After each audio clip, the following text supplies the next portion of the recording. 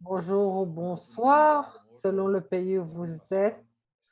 C'est pour moi une opportunité et un honneur, une grande satisfaction d'être ici pour modérer une rencontre dans UNICEF avec le Forum mondial de l'économie sociale. Aujourd'hui, le siège, c'est la ville de Mexico. Et moi, j'avais tellement envie d'y aller.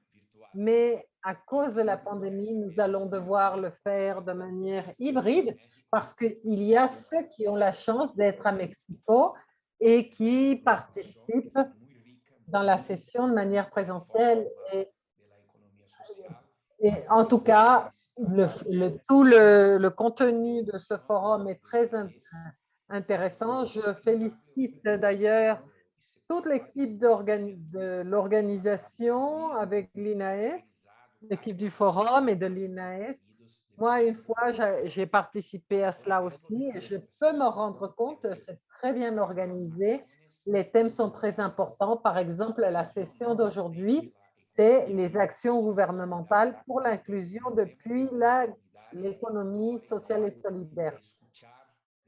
Nous aurons l'opportunité en un an et demi d'échanger autour des thèmes qui ont pour objectif d'échanger des politiques, des stratégies en faveur du bien commun des sociétés fondées sur les principes de l'économie sociale et solidaire. Nous allons essayer de trouver quelles sont les propositions des différentes organisations au niveau local, mais avec un impact global. Nous allons visibiliser les politiques publiques pour l'atteinte des ODD et nous allons proposer des routes fondées sur l'économie sociale et solidaire. Donc, c'est un plaisir, c'est un grand plaisir d'être là avec vous tous. C'est un plaisir d'être là et de participer à cette session. Bien, je vais...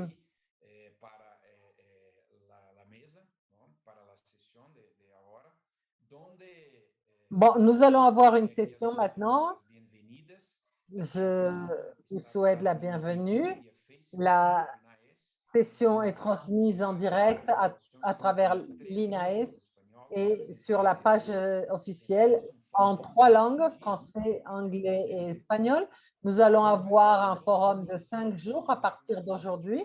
Vous pouvez tous et toutes visiter notre site web pour avoir plus d'informations.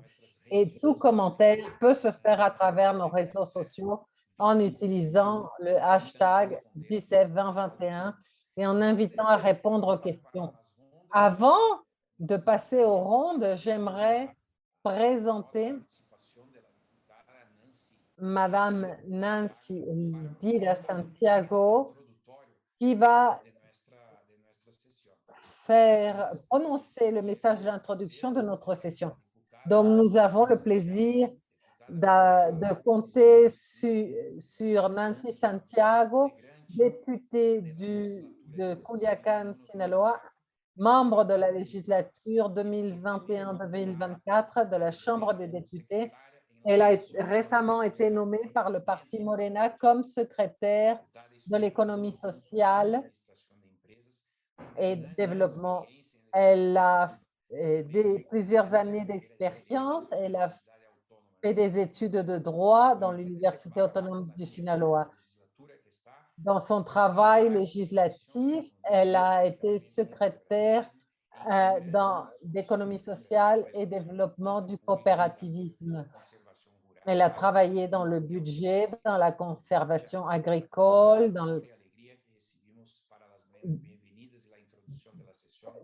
Donc, nous souhaitons la bienvenue à Madame Nancy Santiago.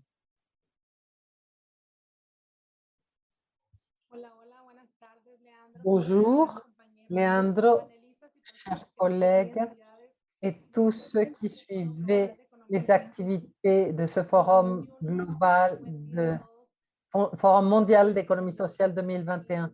Bonjour à tous. Je vois qu'il y a des gens de Séoul et d'ailleurs.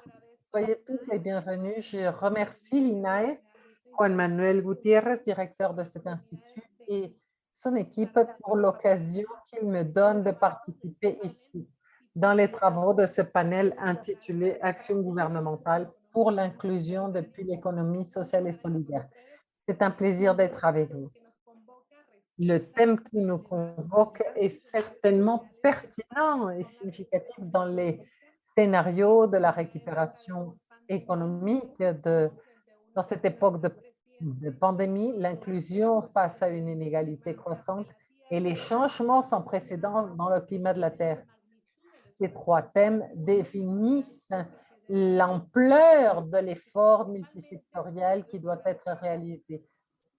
Et cet effort doit être réalisé, bien sûr, avec le secteur social et gouvernemental. Au Mexique, à partir de mon expérience dans la Chambre des députés, je peux vous dire que l'effort doit être orienté à promouvoir des normativités juridiques pour consolider l'économie sociale et solidaire dans une vision de durabilité et d'inclusion.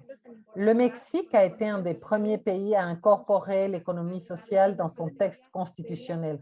La législation dans la matière a ses antécédents dans la réforme de 1983 qui a modifié l'article 25 de la Constitution politique des États-Unis mexicains pour reconnaître le secteur social de l'économie à l'intérieur d'un système d'économie mixte. C'est-à-dire qu'avant, on ne reconnaissait que le secteur public et le secteur privé. À partir de cette date-là, cependant, l'on reconnaît également les entreprises d'économie sociale. Les organisations du gouvernement ont commencé à distinguer les entreprises du secteur social comme un moyen pour la création d'emplois et de bien-être pour la société. Ce n'est qu'en 2011 que l'on a approuvé la loi de l'économie sociale et solidaire. La loi réglementaire, c'est l'article 25 de la Constitution, et cet article a subi diverses réformes partielles pour organiser et réguler l'existence du secteur social.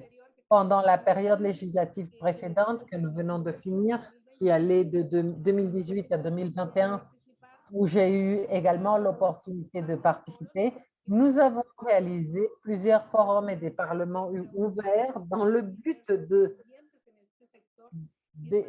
d'analyser tout ce qui restait à faire en matière de normativité. Tout cela dans un dialogue enrichissant.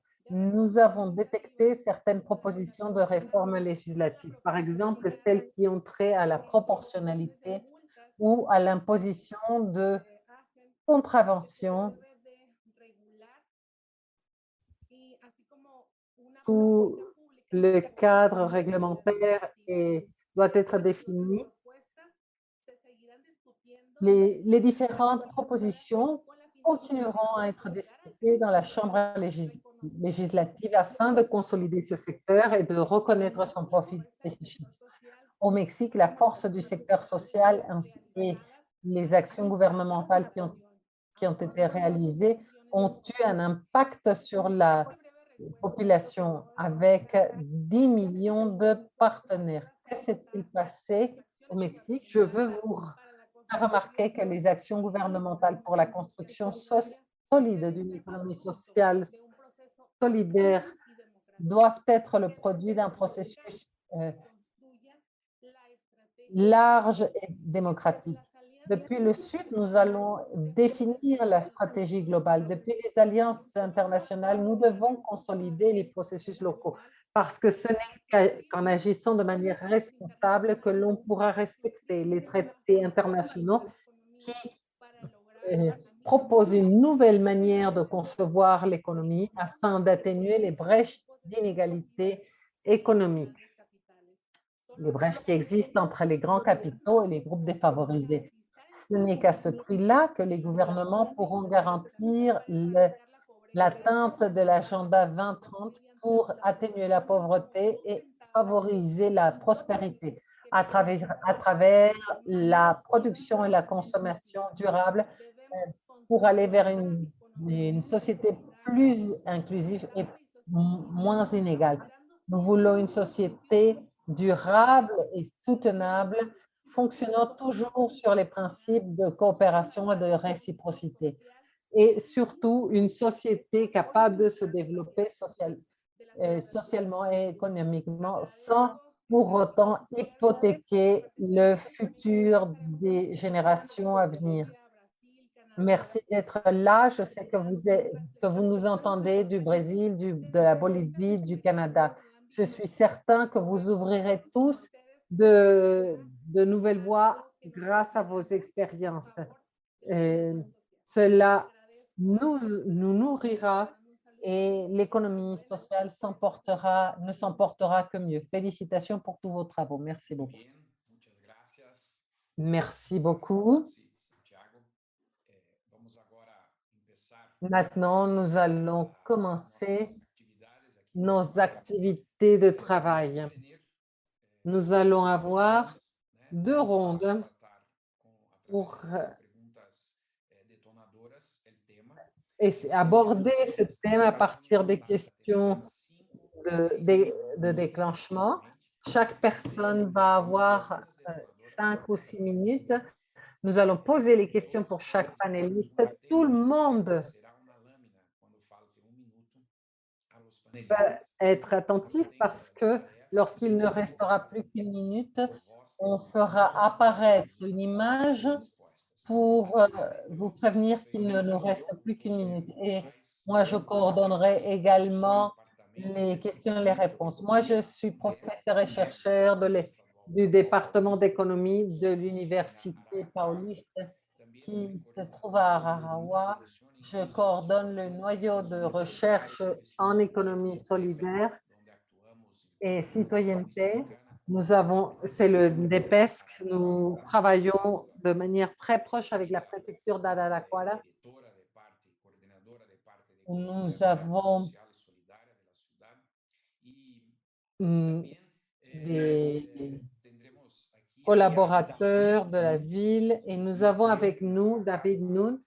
En 2003 au Nicaragua, il a été délégué du ministère d'économie familiale et économie associative dans la région Caraïbes Sud. Depuis 2015, il a travaillé comme responsable de la direction de développement de la côte à Manawa et poste qu'il continue à remplir.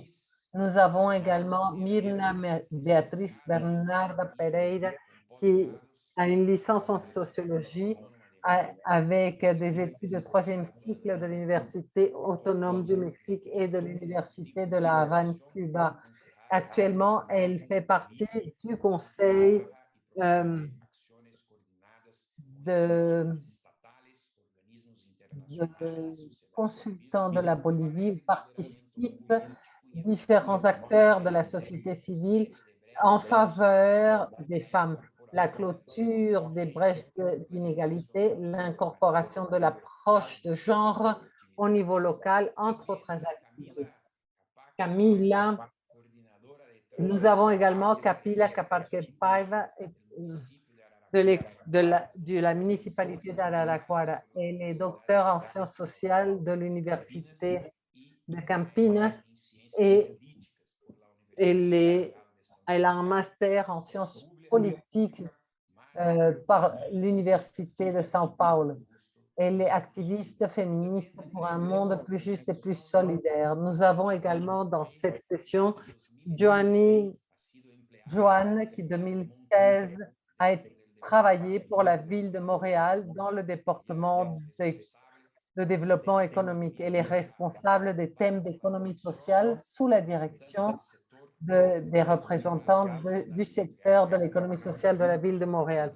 Ils ont travaillé ensemble pour produire la première politique publique municipale d'économie sociale en 2009.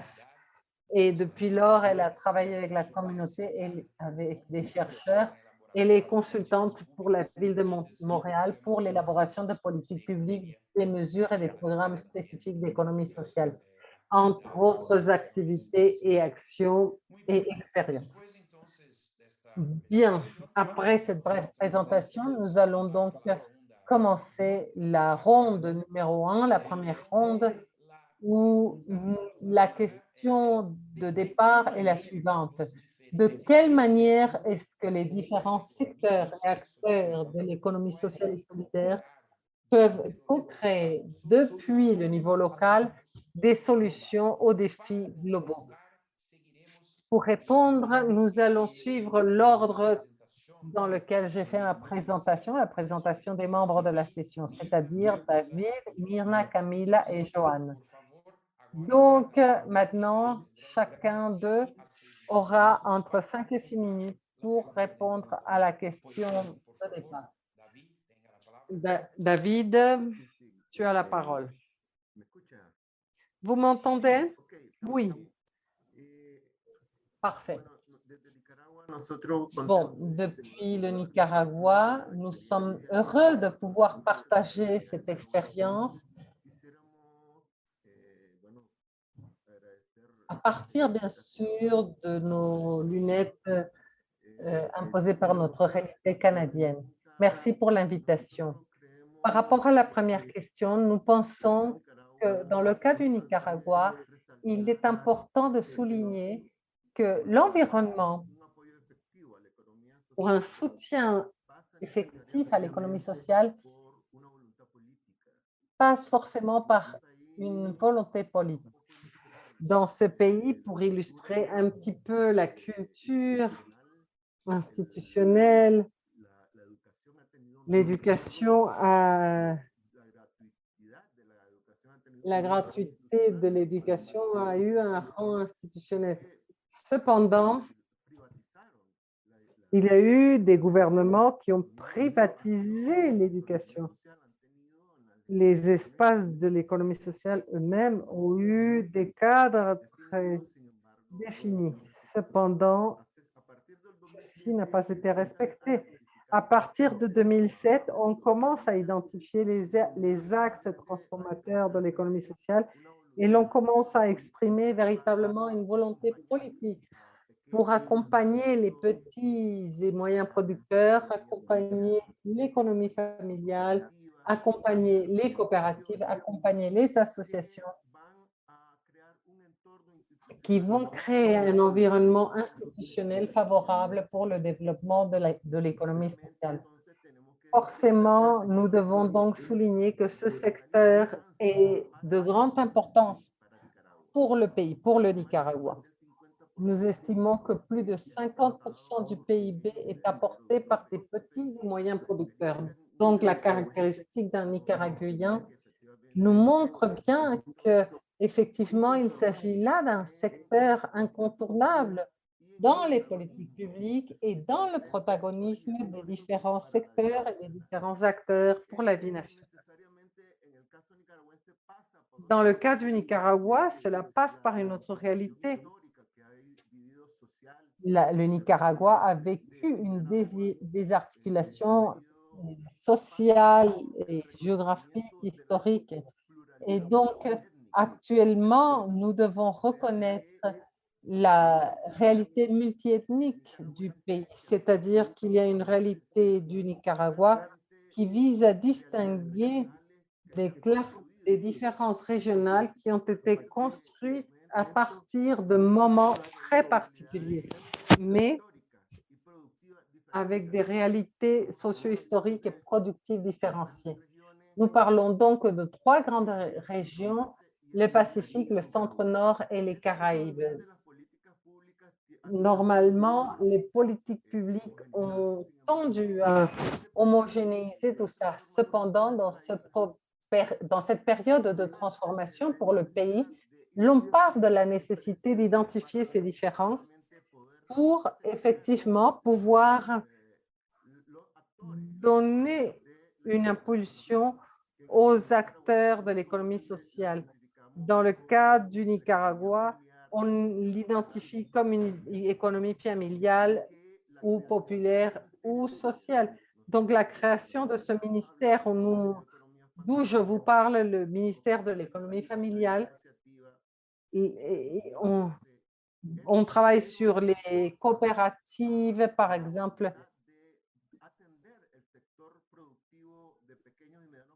Nous travaillons pour servir les moyens producteurs de manière intégrale. Nous parlons donc d'une réalité institutionnelle changeante, transformatrice, qui, à partir de sa dynamique qui lui est propre, va connaître des ajustements en fonction de l'économie sociale solidaire au Nicaragua. Dans le cas des régions des Caraïbes, une région à fort potentiel économique, cette économie sociale va se développer en faisant la promotion des capacités identitaires, en, en développant le potentiel des capacités identitaires de ce secteur multiculturel. Nous parlons de la moitié du pays où se concentrent 7 groupes ethniques différenciés avec des particularités qui lui sont propres, ce qui exige une participation dans la vie nationale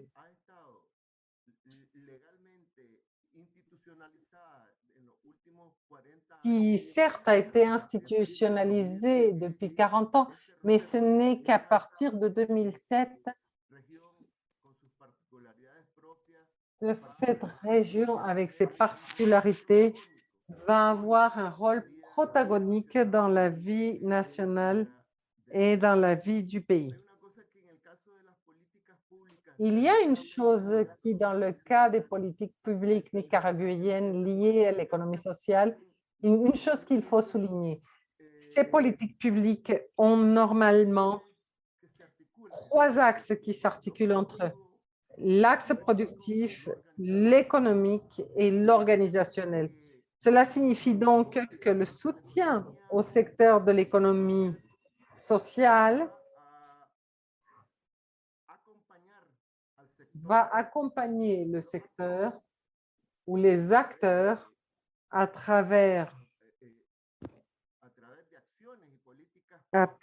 des actions et des politiques productives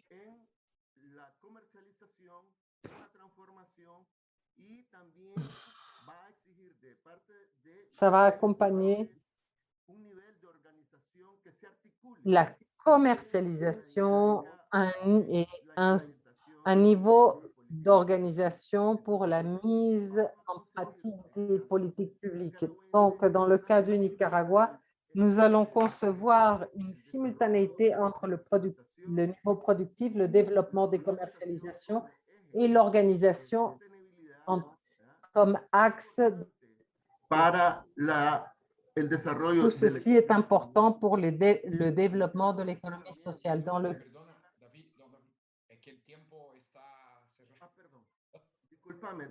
Excuse-moi, David, mais le temps s'est épuisé.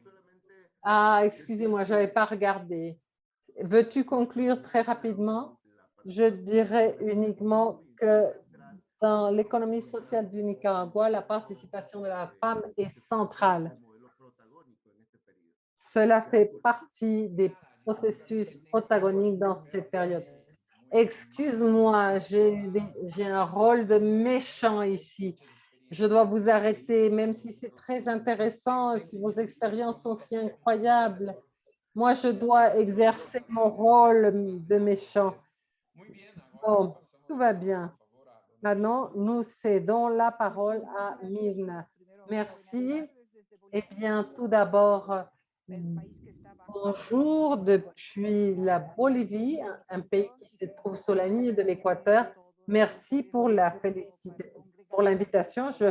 Je salue cet effort pour qu'on se rencontre en tant que pays individu. Ma présentation va partir du point de vue territorial. Il part de la transversalité, la visibilité des femmes dans l'économie sociale et solidaire. Pourquoi est-ce que je vous parle depuis la municipalité? Eh bien, parce que nous croyons, depuis le cadre autonomique dans lequel nous évoluons, nous croyons que la municipalité, pour nous, c'est la base locale, territoriale qui va créer des processus d'articulation, une proximité avec la citoyenneté et tout particulièrement avec les femmes. Un autre des éléments qui nous font travailler dans l'économie sociale et solidaire pendant tout ce temps, c'est l'envie de faciliter l'accès à l'économie et, et au travail pour les femmes, pour qu'elles aient de meilleures conditions de travail, pour qu'elles renforcent leur capacité de travail, tout cela pour qu'elles aient un travail décent ou un entrepreneuriat euh, comme il faut afin que leurs droits soient respectés. Pourquoi est-ce que l'économie sociale et solidaire est si importante? À partir de la pandémie et de la post-pandémie, l'économie sociale et solidaire joue un rôle fondamental. Nous savons que les ressources, les revenus pour l'État ont énormément diminué et celles qui font avancer l'économie du foyer, c'est les femmes. En tous les cas, dans les territoires, c'est dans les territoires que nous pouvons travailler ensemble pour articuler les politiques nationales et régionales. Et c'est là que l'on peut concrétiser tout ce que nous voulons faire pour la consolidation des capacités et pour la création de meilleurs revenus pour les femmes et leurs familles. Dans les municipalités, nous pouvons articuler, comme le disait la personne qui m'a précédé, nous pouvons participer avec les organisations de la société civile, avec les autorités, avec les différentes instances municipales. Nous favorisons la participation citoyenne, le contrôle social, la planification participative comme un outil de décision avec des indicateurs qui nous indiqueront où nous sommes et vers où nous allons. L'idée est de fermer les brèches d'inégalité. Qu'est-ce que nous voulons, nous, à la municipalité? Nous pensons que dans les budgets municipaux et ou régionaux ou nationaux, nous voulons que l'on puisse visibiliser les budgets dans les POAS pour consolider les projets d'économie sociale en faveur des femmes et de leurs familles. Si nous visibilisons le budget spécifiquement pour les femmes et leurs familles, nous allons réduire les brèches sociales. Et que voulons-nous? Et nous sommes en train d'y parvenir. Dans 327 municipalités, nous avons réussi à ce que 267 municipalités s'unissent à ces projets d'économie solidaire.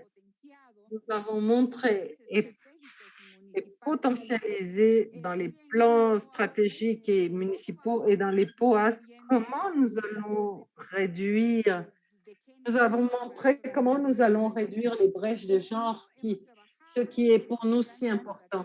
Mais dans ces plans stratégiques, nous avons travaillé avec une participation très, très forte des organisations sociales, de la société civile et également avec des organismes de l'État central. Et que voulons-nous?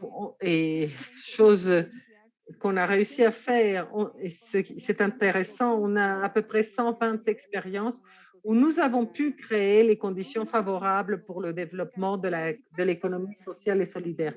Tout d'abord, nous avons créé des politiques municipales pour la création de revenus, nous avons créé des normativités et nous avons créé quelques outils pour que les municipalités qui ont moins de capacités puissent développer de manière articulée l'économie sociale et solidaire. Nous avons créé des plateformes virtuelles pour briser les barrières technologiques qui sont si fortes et si dures pendant la pandémie. Le Covid nous a montré la grande brèche existante et à partir de ces plateformes virtuelles, nous avons pu faire de l'alphabétisation technologique.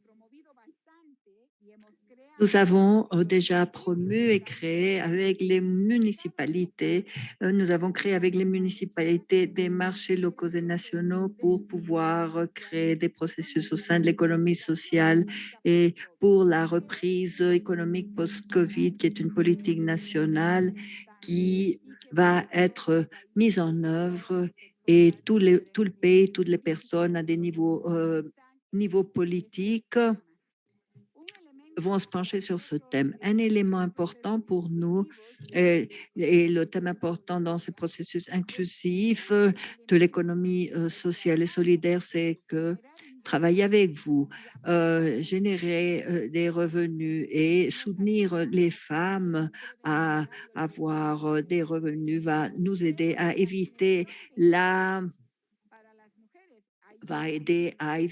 violence envers les femmes.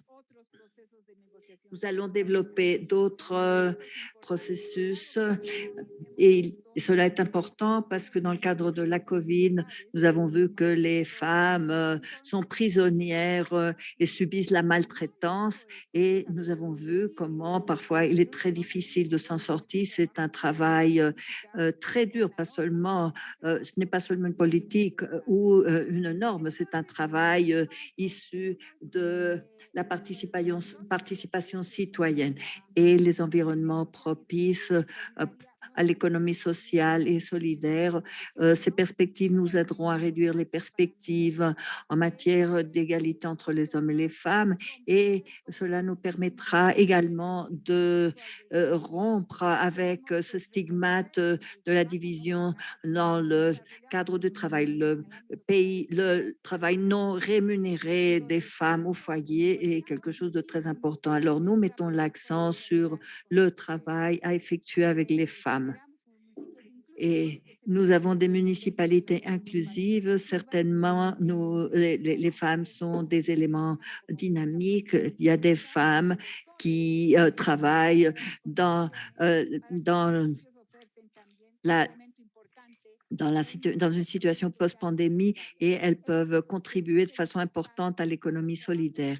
Alors, elles doivent accepter tout le travail de prise en charge pour que la population féminine puisse mettre en place ces actions sur le marché et pouvoir mener leurs actions de façon assertive et correcte. Bon, vous avez dépassé votre temps, mais j'attendais les conclusions. Alors, nous allons poursuivre Camila de l'hôtel de ville de Araraquara au Brésil. Bonjour. C'est un honneur, c'est un privilège de participer à cette édition du Forum mondial sur l'économie sociale et solidaire.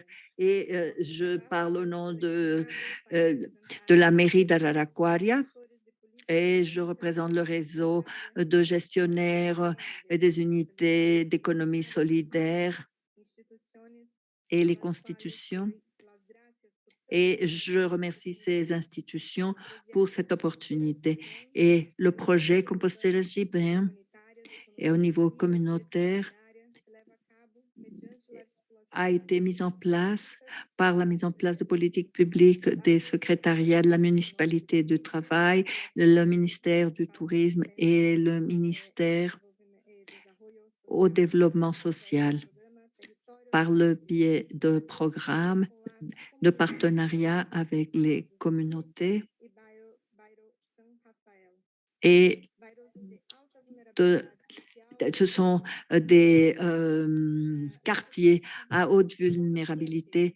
La coopérative est née d'un projet pour donner de l'essor aux coopératives populaires à l'Araucaria qui ont été nommées la porte sur le futur, qui a été poussée par la coordination exécutive du travail, l'économie créative et solidaire. Et ce sont des communautés à haute vulnérabilité sociale et font face aux problèmes tels le chômage, la pauvreté, l'insécurité alimentaire. Ces communautés, en 2020, nous avons créé Guotas par le programme municipal communautaire qui a été institué par un mandat de loi intégré par les politiques publiques municipales pour garantir et assurer un accès direct à l'alimentation et éliminer les risques pour les personnes en situation de vulnérabilité et de risque. Et suivant la Constitution fédérale, et on donne la priorité aux quartiers qui sont protégés par le programme municipal.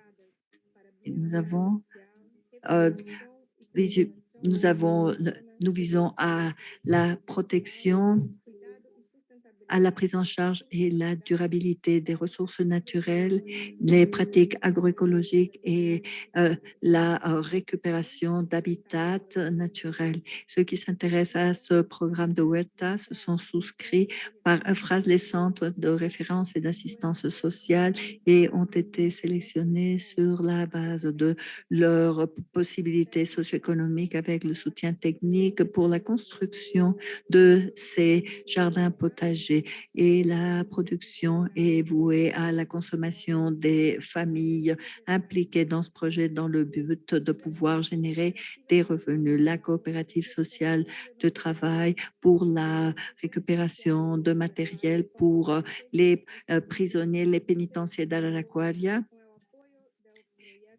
C'est un nouveau soutien au projet, au coopérativisme visant sur le futur pour les personnes qui ont déjà, qui ont déjà été mises en liberté, qui ont déjà complété leur sentence, mais qui auront du mal à évoluer dans la vie en dehors de la prison. Donc, l'idée de la coopérative, c'est offrir un emploi et des revenus pour les coopérativistes et l'utilisation des biens et des ressources pour la production d'engrais organiques. Et proposition de la coopérative qui a été approuvée dans le cadre des programmes du territoire.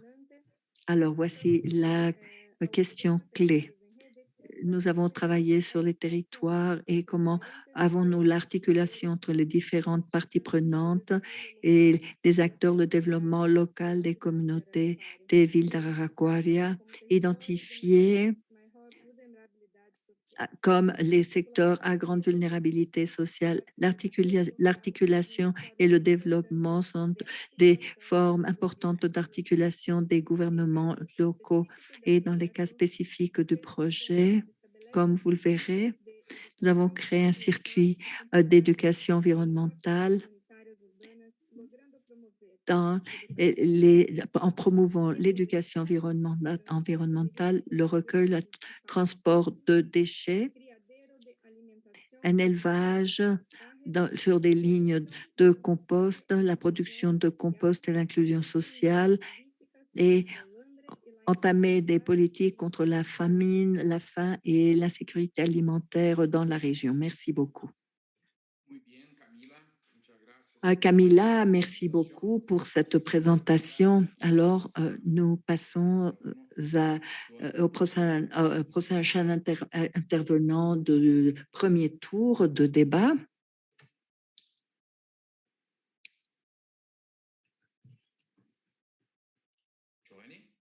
Joanie, vous êtes là? Oui, oui, tout à fait. Bonjour, bonjour tout le monde. Vous m'entendez bien? Oui, c'est beau, parfait. Alors moi, j'aimerais vous entretenir. Je suis de la ville de Montréal et je représente le service du développement économique au sein de l'administration municipale. J'aimerais vous entretenir des dynamiques de collaboration entre les pouvoirs publics et l'économie sociale pour le développement de nos communautés. La ville de Montréal reconnaît la contribution de l'économie sociale au développement de la métropole dans les domaines culturels, social, environnemental et économique. D'ailleurs, c'est dans le domaine économique que l'économie sociale montréalaise et québécoise a d'abord interpellé la ville de Montréal. Elle voulait, au début des années 2000, que le gouvernement reconnaisse la dimension entrepreneuriale des entreprises d'économie sociale. On leur reconnaissait facilement leur intervention dans le champ social, mais leur contribution au développement économique n'était pas acquis. Alors, ils ont donc travaillé avec la Ville de Montréal à mettre en place une politique.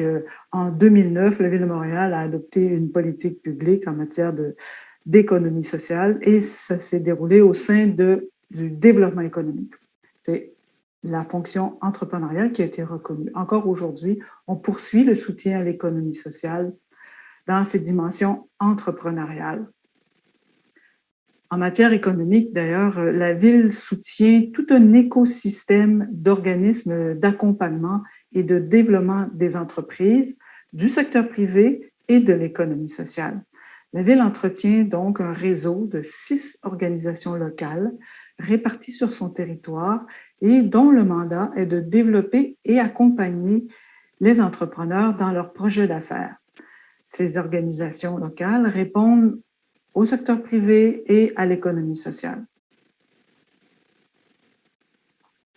La politique de la Ville de Montréal a pour objectif de promouvoir l'économie sociale comme levier de développement socio-économique, de soutenir le développement de l'économie sociale et de favoriser l'accès aux mesures et à ces programmes. À cet effet, elle a mis en place des mesures pour le soutien de l'économie sociale et sa pérennité.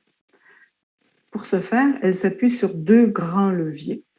D'une part, elle met à contribution son réseau de 6 organisations locales et d'autre part, elle met en place une variété de mesures d'aide aux entreprises de la métropole.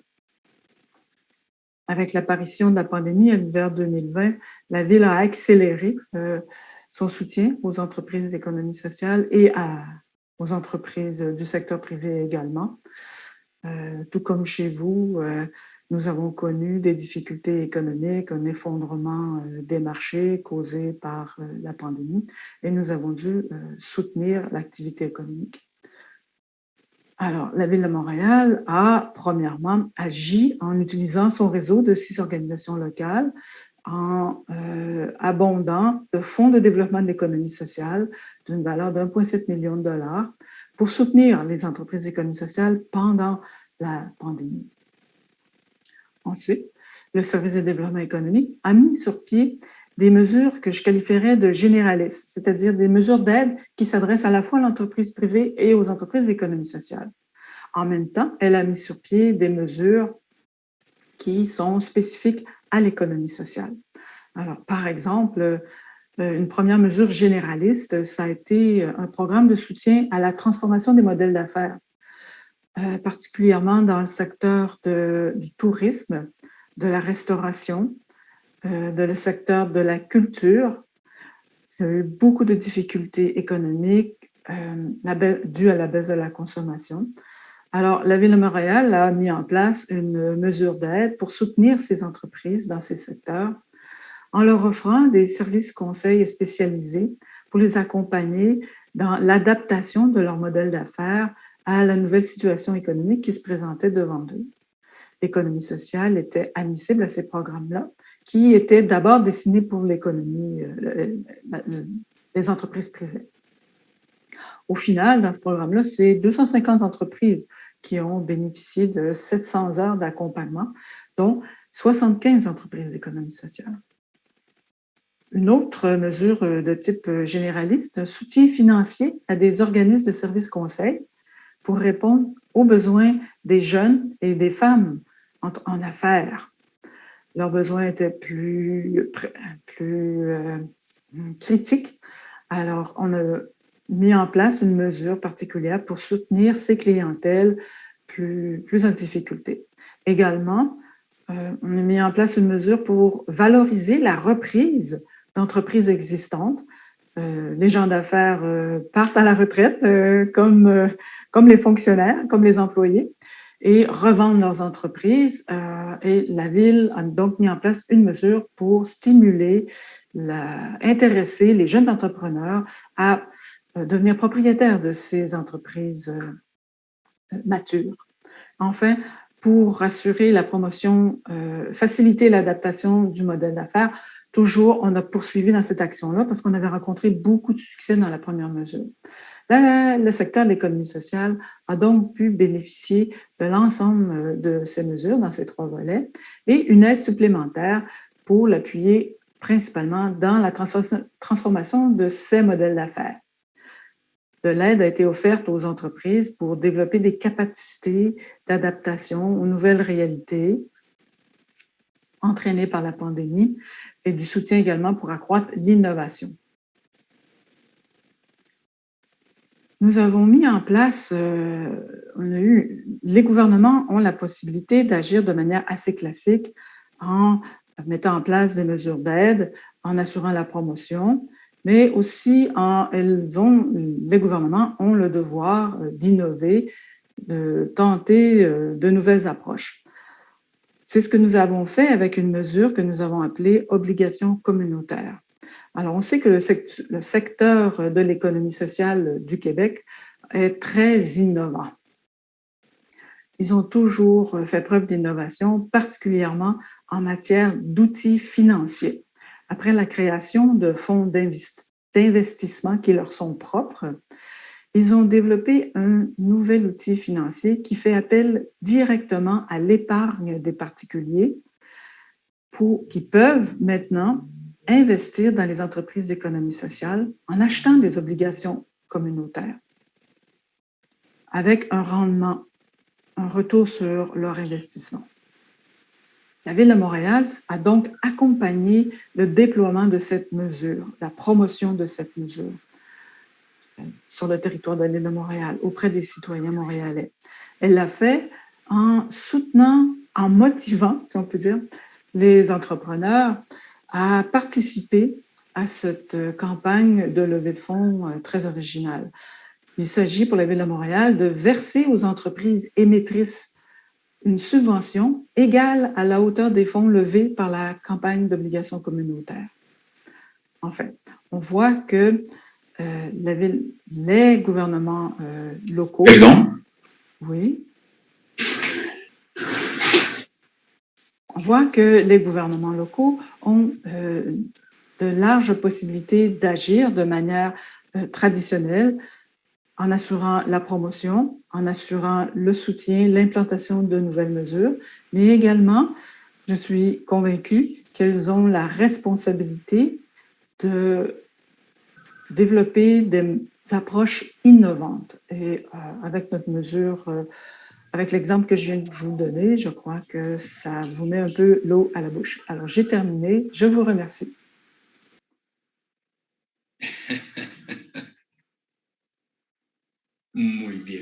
Muy bien, Joanne, muchas gracias. Joanna, merci beaucoup. Merci beaucoup d'avoir parlé de vos expériences. Et nous parlons des Nations Unies, de la coopération Sud-Sud, car nous sommes ici à échanger les expériences du Sud vers le Nord. Alors, très intéressant. Nous avons écouté Nancy Santiago, Madame la députée du Mexique. Le Mexique, un des premiers pays à incorporer l'économie sociale et solidaire à partir de leur cadre constitutionnel et les actions visant l'économie sociale et solidaire qui découlent d'un processus très large et démocratique très important. Et on nous a démontré le besoin d'élargir les traités internationaux et de préserver et renforcer les principes à la coopération et de réciprocité dans le domaine de l'économie sociale et solidaire.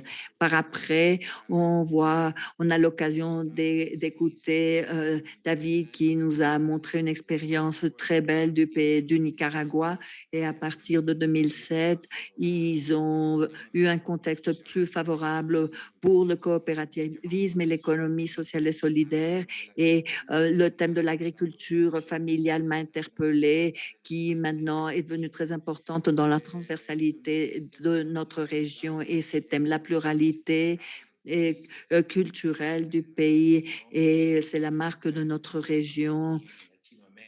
Pour nous, en Amérique latine et les Caraïbes, la variété culturelle et l'économie familiale, solidaire du point de vue du coopérativisme et également de la socialisation, et m'interpelle également les axes des politiques publiques au Nicaragua qui connectent la production avec l'économie organisative qui passe par la commercialisation.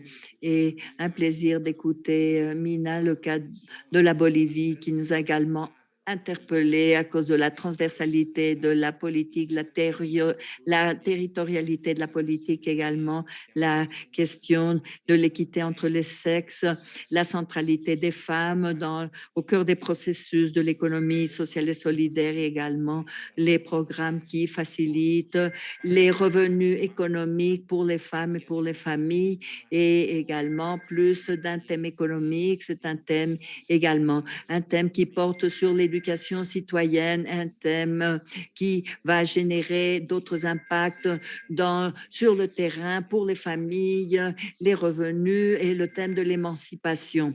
Et très intéressantes toutes ces expériences qui articulent de différentes instances des politiques publiques, c'est-à-dire l'instance la plus locale et vers l'instance la plus élevée et des politiques et également les plateformes virtuelles qui sont maintenant la grande tendance, qui doivent être insérées dans nos échanges quand on parle d'action légale visant le niveau mondial. Nous avons suivi l'idée sur la création des marchés locaux nationaux dans la situation post-Covid, car la Covid nous a vraiment frappé de façon très négative du point de vue des opérations coopérativistes dans notre région. Après, nous avons la chance d'écouter Camila Capacle qui nous a parlé de l'expérience du Brésil. J'ai pu la connaître et je travaille à l'université d'Araquaria et les composteurs et les communautés urbaines et les jardins potagers qui a eu un bénéfice dans la situation post-Covid, le thème de la transversalité des ministères, le thème de l'économie solidaire et sociale qui n'est pas une politique ponctuelle, mais c'était une politique qui doit traverser d'autres ministères au travail, à l'éducation, au développement social, à l'économie, etc.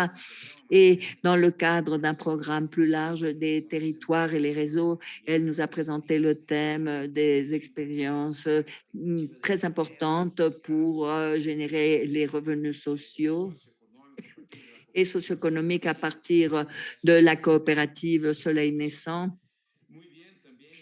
Et également, et finalement, l'expérience de la région du Nord, le Canada, présentée par Joanne, qui nous l'a bien montré. Montréal est un territoire très important en termes de la co-construction des politiques publiques et, comme on nous l'a dit, la reconnaissance économique, sociale et politique de l'économie sociale et qui a été acquis, qui a été construit et qui a été réalisé grâce à la co-construction de la part de tous les acteurs et ils ont construit un système d'organisation pour le soutien de l'économie sociale. Le thème de la pandémie, ce qui m'interpelle énormément, c'est l'existence d'un fonds à l'économie sociale pour pouvoir porter soutien aux organisations et aux affaires. Ceci est très important. Et en plus d'une dynamique de collaboration pour le développement communautaire qui a beaucoup à nous apprendre. Et nous avons vu que le Mexique, la Bolivie, le Canada, le Brésil, nous avons eu l'occasion d'écouter, d'apprendre de nombreuses expériences très importantes. Et nous allons passer maintenant au cycle 2 et j'invite tous ceux qui participent sur le chat et les réseaux et que ce soit en présentiel ou virtuel, envoyez vos questions pour que nous puissions nous attaquer au bloc final. Au deuxième cycle, la question clé est quelles seront les actions ou les stratégies des personnes, des gouvernements, des groupes, des sociétés, des pays afin de bâtir un monde meilleur, plus inclusif. Quelles actions clés doivent être aiguillées et étayées depuis le niveau local? Alors, même ordre, et je vous prie de suivre et de respecter les temps qui vous ont été impartis pour être bien organisés et nous allons suivre le même ordre et les mêmes intervenants. Alors, David, qui prend le micro? Depuis l'expérience du Nicaragua,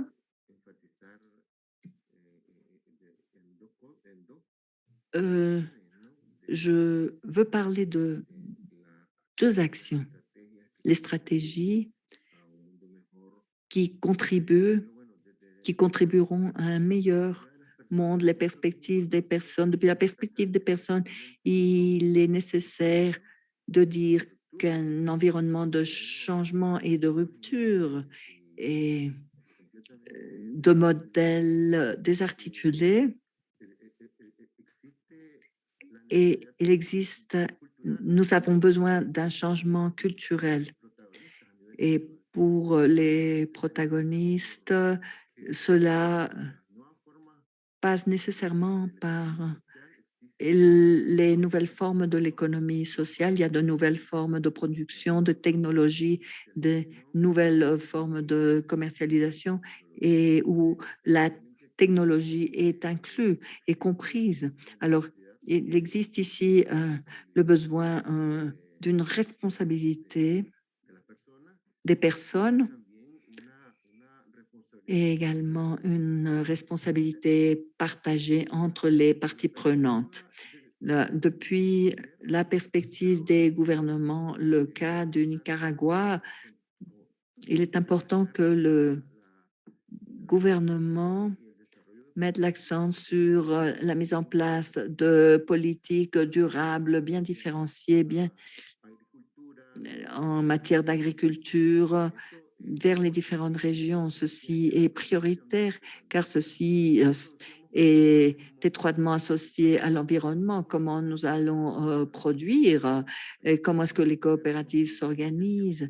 Ceci est lié au transfert qui vise à réduire la déforestation et à développer des systèmes agroforestiers et des mesures qui vont contribuer à accroître les niveaux de productivité et de revenus.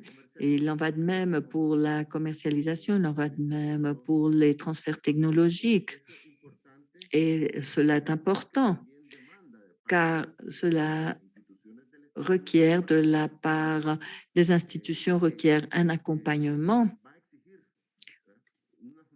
qui va exiger, qui demande une nouvelle vision, comment développer l'économie sociale et accompagner l'économie sociale dans tous les territoires.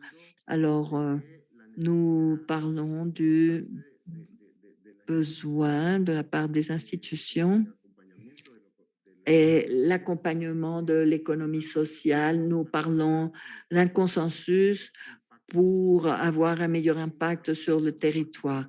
Nous avons un système national de production au commerce qui est reproduit au niveau local, départemental et régional et qui consiste à avoir l'accompagnement technique des économies sociales et des petits producteurs où l'idée principale est de donner une impulsion à toutes les forces de l'économie sociale. Par exemple, on voit que dans le transfert technologique, les variétés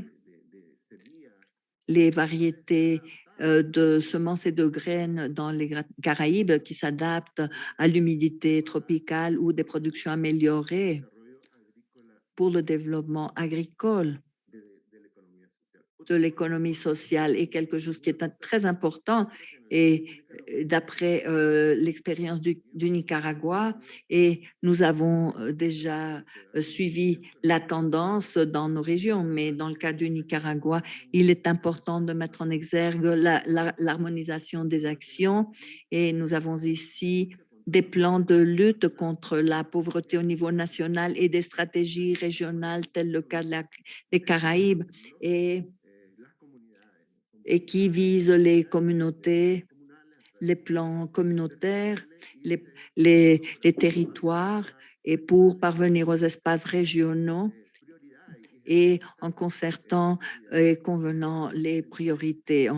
Alors, avec le composant qui avait déjà été souligné, respecter les particularités techniques.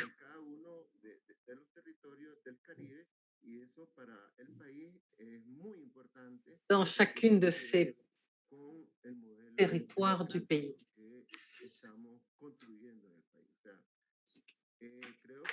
Parce que nous construisons un modèle démocratique dans le pays.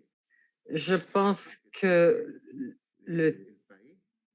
en termes des grands espaces du pays, voilà comment on pourrait synthétiser notre expérience pour le cas nicaraguayen. Merci beaucoup. Muy bien. Très bien, merci beaucoup. Agora para escuchar a experiência Et de Mirna. bien, maintenant, nous pourrions entendre l'expérience de Myrna, s'il vous plaît. Merci. Il me semble que c'est important de spécifier ce que nous pourrions faire pour approfondir le thème de l'économie solidaire. Déjà, le fait de travailler avec des femmes, parce que les femmes sont 51% de la population sociale et l'idée est de l'aider dans l'autonomisation économique, un, pour qu'elle crée plus de revenus et deux, pour prévenir la violence.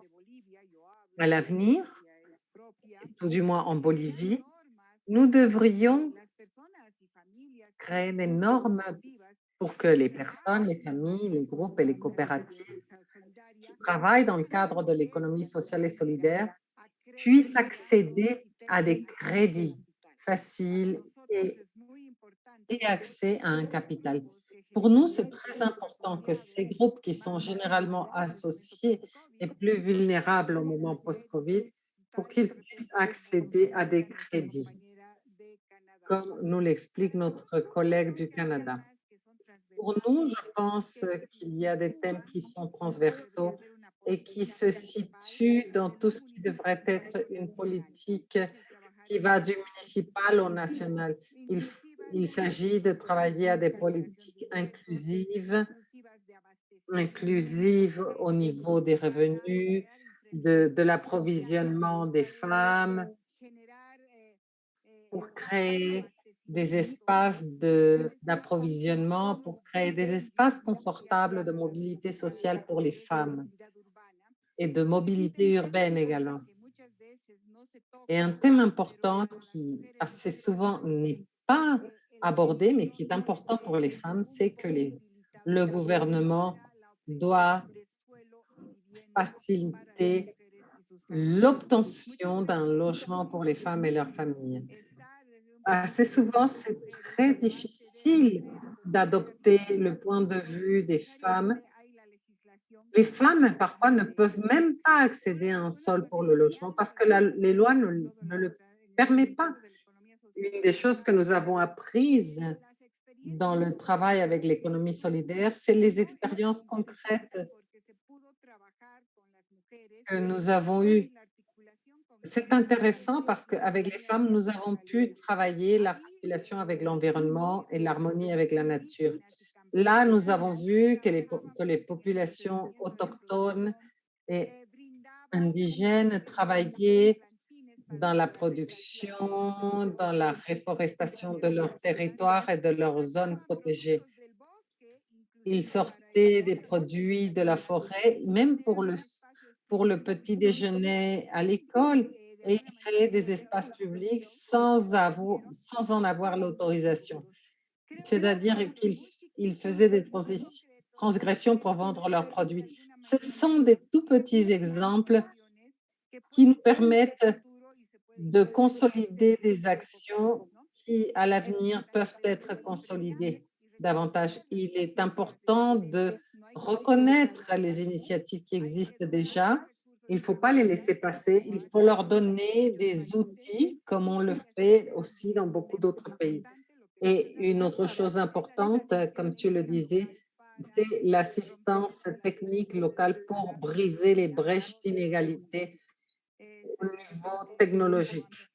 Parfois, c'est un peu ambitieux, mais voilà, c'est ce que nous faisons.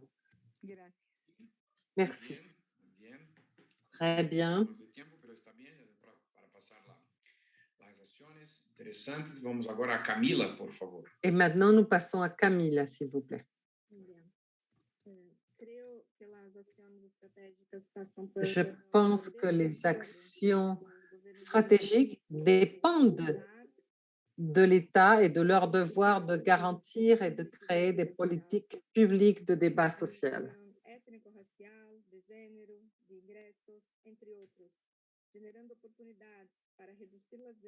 Cela peut créer des opportunités pour atténuer les inégalités et accélérer le processus de création de sociétés plus justes et équitables.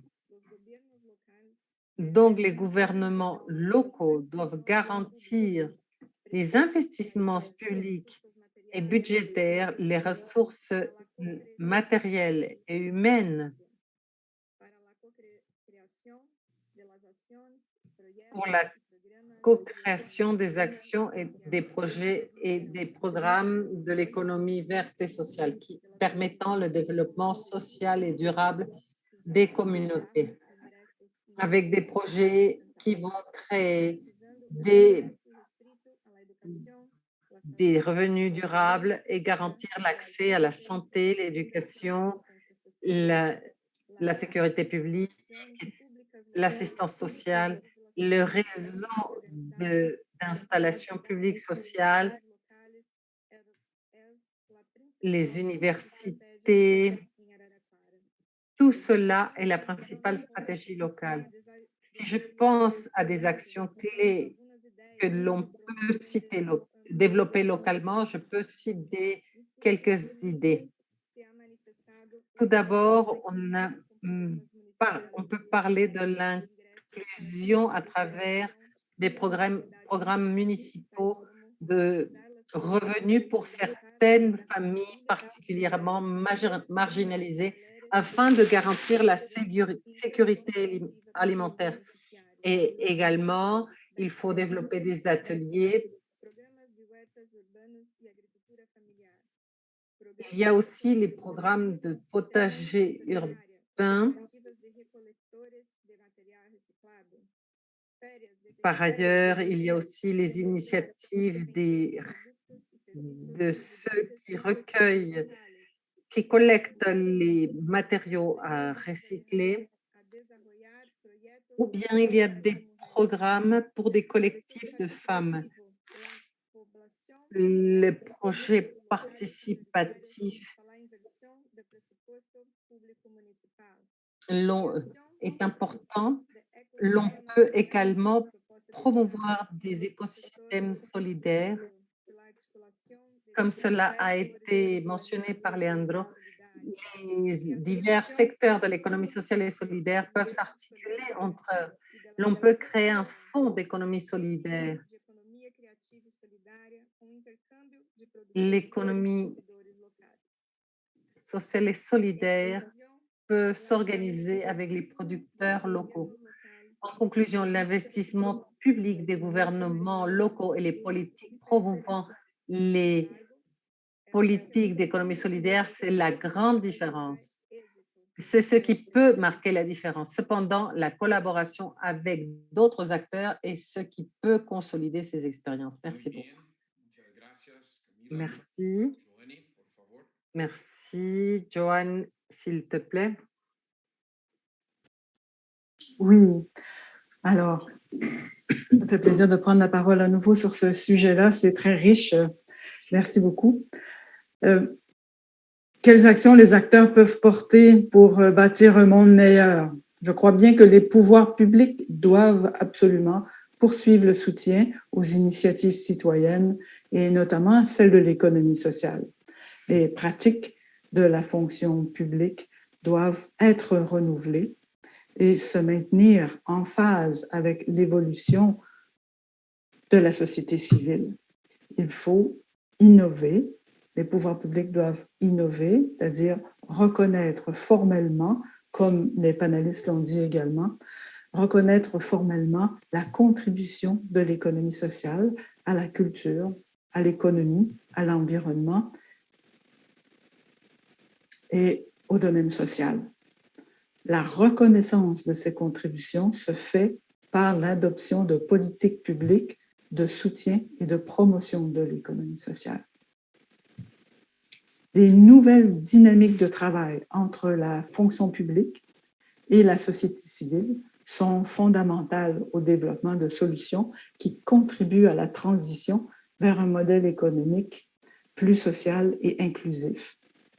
Pour les prochaines années à venir, nous nous devons de soutenir une relance verte et inclusive. Pour la Ville de Montréal, cela se traduit également par des efforts pour influer sur les autres paliers gouvernementaux, provinciaux et nationaux, et les acteurs multilatéraux avec lesquels la Ville est en dialogue, afin de saisir l'opportunité de la crise actuelle pour changer nos façons de faire de manière durable. Nous devons également agir dès à présent pour accélérer la transition écologique dans toutes ses dimensions sociales, environnementales et économiques. Il faut soutenir les acteurs de l'économie sociale dans les réponses aux enjeux sociaux et économiques que notre métropole rencontre et que nos sociétés, les vôtres et la mienne, pouvons rencontrer. On ne doit pas ignorer les impératifs de changement de la crise climatique. Il faut œuvrer à une relance verte et inclusive. En ce sens, l'économie sociale doit bénéficier d'un accompagnement institutionnel plus fort à cause de sa portée sociale, à cause de sa proximité aux enjeux sociaux, à sa capacité d'identifier les besoins des communautés. La proximité aux enjeux sociaux, les besoins de la population, l'identification des besoins de la population, ça représente la force de l'économie sociale sur laquelle les gouvernements doivent s'appuyer pour réussir une relance verte et juste. Je vous remercie.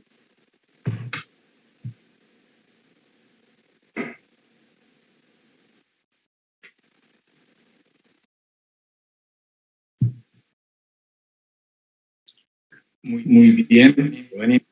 Muchísimas gracias a todos y todas que también han presentado. Merci Joanne, merci à tous ceux qui ont présenté leurs actions, leurs idées pour répondre à la question.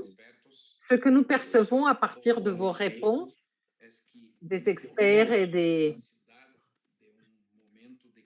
décideurs, c'est que nous avons besoin d'un changement culturel. C'est le moment de créer de nouvelles formes de production et de consommation avec une responsabilité partagée en utilisant la technologie pour élargir, pour augmenter notre productivité, mais aussi pour augmenter l'inclusion socio-économique.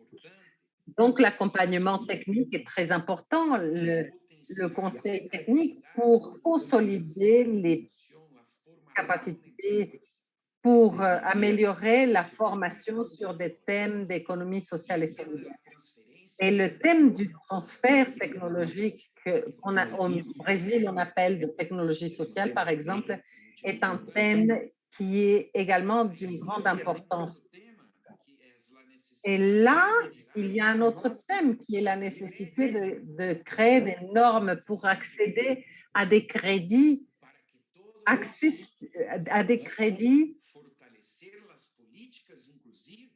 mous, comme on dit. Il faut renforcer les politiques inclusives et même rénover l'infrastructure matérielle et sociale d'approvisionnement, de mobilité urbaine, de logement. Donc, il y a là toute une transversalité des nations où l'économie sociale et solidaire et le coopérativisme est quelque chose de central. Et nous ne devons pas non plus oublier les communautés indigènes et paysannes qui font partie de notre histoire. Donc, il faut des politiques élargissant la participation sociale autour de la diversité, des droits de la personne et en prenant le gouvernement comme partie centrale de l'écosystème, où l'université joue un rôle très important. Et ça donne une expérience qui rend la gouvernance plus facile. Et nous parlons là, par exemple, de l'expérience des budgets participatifs. Et là, la population, la communauté est une partie protagonique du processus de co-construction de ces politiques.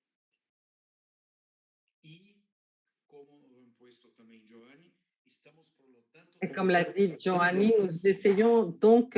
nous parlons donc d'un thème très vaste, un thème où il faut penser à l'inclusion verte, où nous devons donner une visibilité à la nécessité d'être écoutés de la part de la société. Nous devons même reconnaître formellement l'économie sociale et solidaire. En 2021, nous avons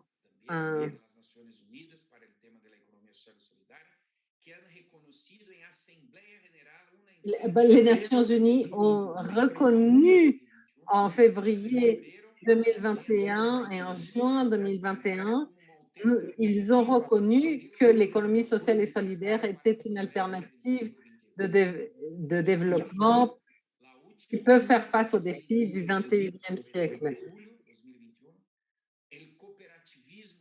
Et maintenant, on commence à entrevoir le coopérativisme comme un élément de développement socio-économique que les gouvernements peuvent faire avancer. Donc, voyez combien de thèmes et de contenus intéressants nous avons abordés pendant ces 2 rondes. J'ai essayé là de faire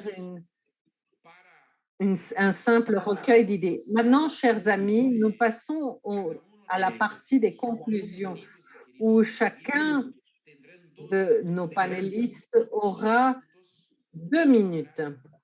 2 minutes pour une conclusion de fermeture. Et après, nous aurons quelques minutes pour les questions et les réponses de la part du public.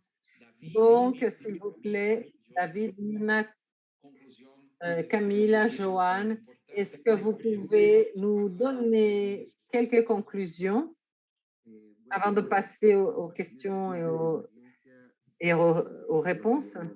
Eh bien, à partir de mon expérience, moi, je voulais simplement reprendre ce que Joanne signalait concernant le changement climatique et la vulnérabilité.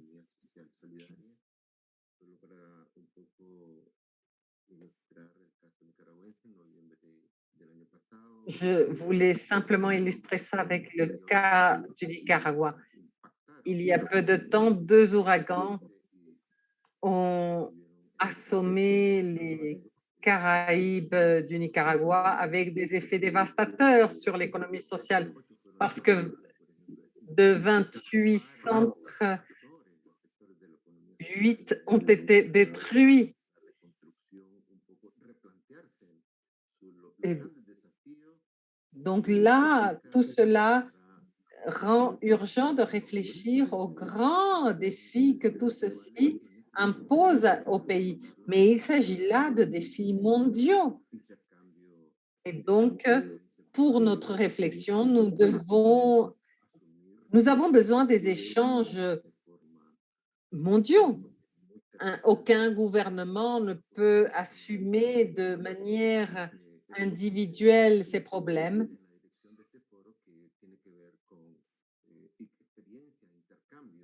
Et donc, ce forum est précieux puisque nous échangeons et nous entendons parler d'autres réalités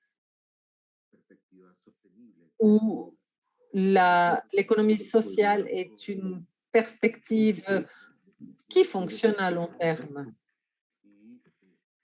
D'où l'importance du forum et sa contribution pour des réalités comme la réalité centro-américaine. Merci beaucoup.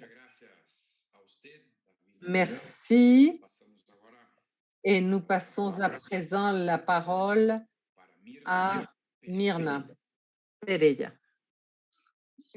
Bueno, yo, ¿qué es lo que veo en este futuro del trabajo de la economía solidaria? Porque Eh bien, moi, qu'est-ce que je vois dans ce futur du travail de l'économie solidaire? Parce que c'est un travail au-delà du fait que c'est un grand accord social, c'est que le cadre de l'économie solidaire dans ce nouveau contexte mondial est un cadre où il faut qu'il y ait la volonté politique de tout le monde pour mettre en place et pour développer les actions d'économie solidaire et pour reconnaître les différents systèmes de production, les différents groupes sociaux comme les coopérativistes et les organisations sociales existantes.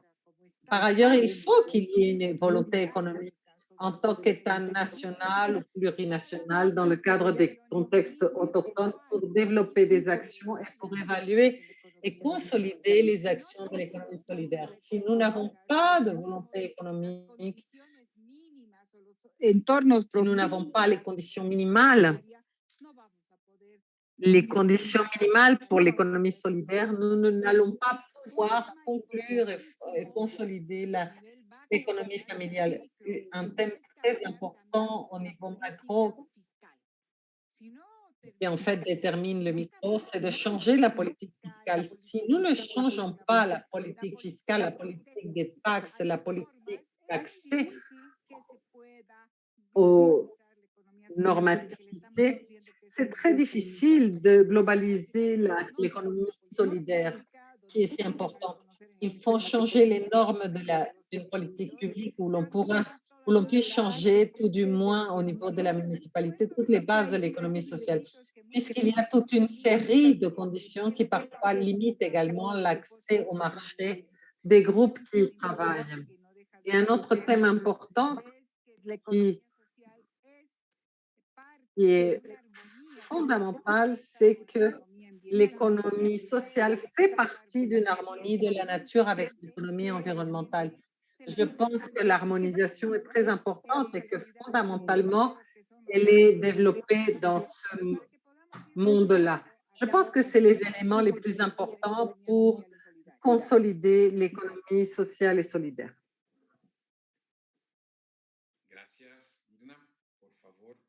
Merci. Maintenant, je vais céder la parole à Joanne. Oui, bonjour. Alors, je dois faire un constat que je n'aurais pas pu faire il y a 15 ans. Je vois que plusieurs gouvernements nationaux et locaux sont en mouvement vers une plus grande reconnaissance de l'économie sociale. Les grandes organisations internationales, même comme l'ONU ou l'OCDE, sont très actives dans la promotion de l'économie sociale comme outil de développement des populations. Encore une fois, je me réjouis de ce constat. Il faut poursuivre le travail, je crois. Autant les gouvernements que les acteurs de l'économie sociale doivent poursuivre, mais dans un dialogue sur des thématiques qui leur sont communes. Ce dialogue doit se créer entre les gouvernements et les acteurs afin de consolider des mesures de soutien, d'accompagnement et de développement des activités économiques. Les populations doivent accéder à la maîtrise de leurs activités économiques. Les acteurs de l'économie sociale, pour ce faire, doivent continuer d'interpeller les gouvernements pour s'assurer d'une reconnaissance politique pleine et entière. Merci.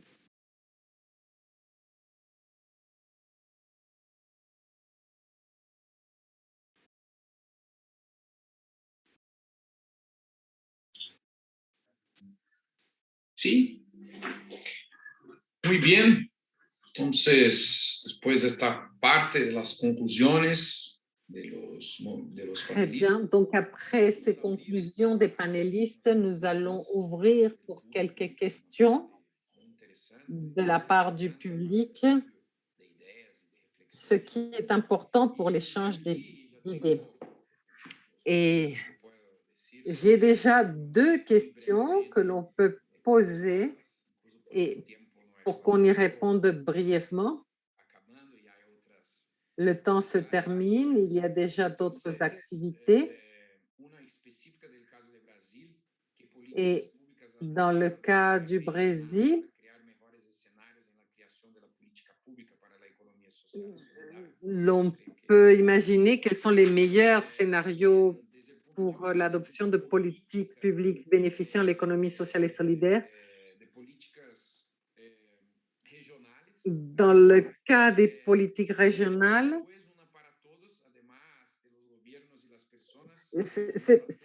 donc, qu'est-ce qu'on peut faire au niveau des politiques régionales? Et puis, de manière nationale, quels sont les acteurs qui rentrent en compte dans la conception des politiques publiques? Et Camilla, excuse-moi, je ne t'ai pas cédé la parole, mais peut-être que tu peux en même temps faire tes mots de clôture et répondre à la question. Excuse-moi de m'avoir trompée.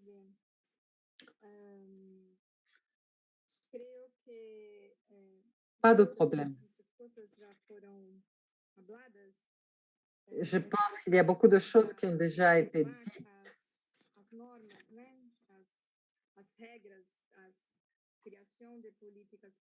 On a déjà parlé de la création des politiques publiques, de la création de centres publics d'économie solidaire, de pépinières,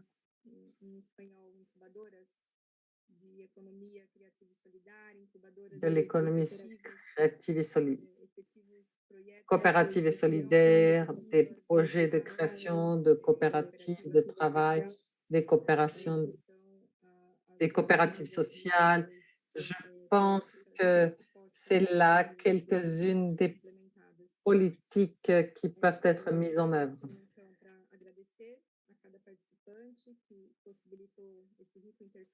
Il ne me reste plus qu'à remercier chaque participant qui a participé dans cet échange d'expériences. Merci aux organisateurs. Je voulais dire que nous sommes dans un moment où nous faisons face à des crises de toutes sortes et l'économie sociale et solidaire est une alternative importante pour une économie meilleure, verte, inclusive. Nous avons un énorme potentiel humain qui peut être utilisé par les gouvernements du monde afin de créer un développement au niveau local, un développement durable et inclusif. Merci et bonne journée. Très bien, Camille, merci beaucoup. Maintenant, chacun a 20 ou 30 secondes si vous voulez répondre à ce thème. En plus des gouvernements, quels sont les acteurs qui peuvent rentrer en jeu dans la création de politiques publiques? Et comme ça, on conclurait notre session d'aujourd'hui si riche. S'il te plaît, David, je pense que c'est un thème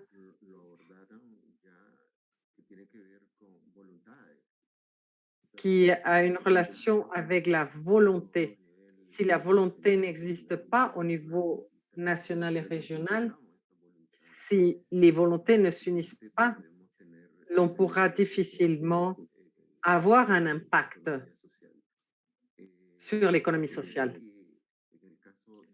Et tel est le cas de l'Amérique latine et l'Amérique du Sud, le thème des identités qui joue un rôle important dans le cadre de l'économie sociale pour pousser et toutes ces identités culturelles, qu'elles jouent un rôle important au moment de développer l'économie sociale dans les régions multiethniques. Et bon, c'est mon commentaire final. Merci. David, Irma. Quant à l'économie sociale et solidaire, il est important d'avoir des retombées sociales où les communautés minoritaires et majoritaires soient reconnues de façon égale, où la multiethnicité, la pluriculturalité soient liées à cette solidarité, que ce pacte social devienne également un plan économique, quelque chose de tangible, un plan politique qui nous permettra de renforcer tout ce que les mouvements sociaux, les organisations sociales ont réalisé pour soutenir l'économie d'un pays sans l'avoir reconnu. Il me semble que le pacte social pour renforcer les économies, les pactes sont importants à partir des nombreux éléments que l'histoire nous montre. Et c'est ma conclusion. Merci. Camila?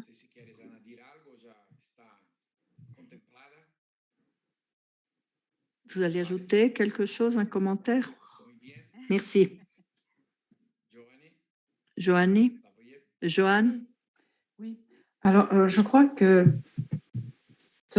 les gouvernements locaux doivent s'appuyer sur les réseaux de représentants de l'économie sociale.